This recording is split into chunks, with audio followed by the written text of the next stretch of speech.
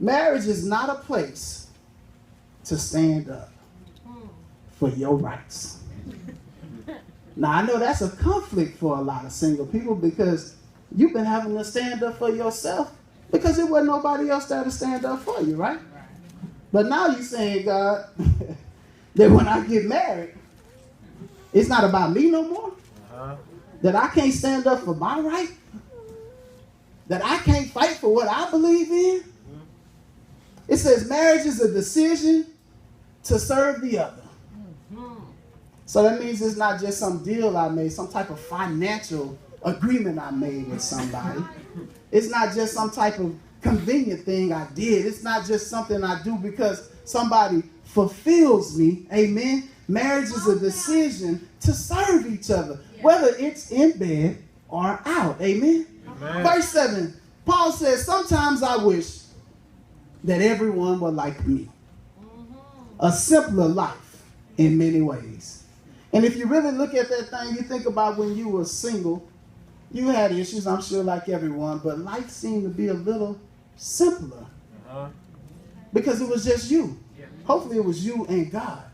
But then now here comes this other person that I got to consider their feelings. That I got to think about them before I do anything. That I can't just make a decision because I want to do something, but I have to consider this other person. So Paul says it's a simpler way of life to be single. It sounds good. But then he says the difficulties of marriage are preferable by far to a sexually tortured life as a single. And if you are married, guess what you got to do? You got to stay married. Right. Mm-hmm. Said, this is the master's command, not mine. So if a wife can't deal with this man, no, I'm tired, I'm out.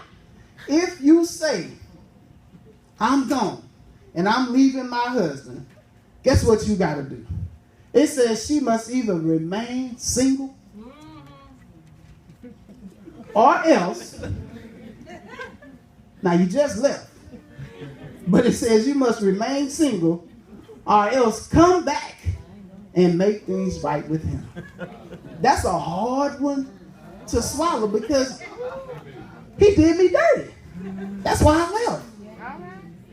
I didn't just leave because everything was good. I left because something was wrong. But God, you saying that if I leave, I can't have nobody else? And the only one I can have is the one I don't want? God got a sense of humor, y'all.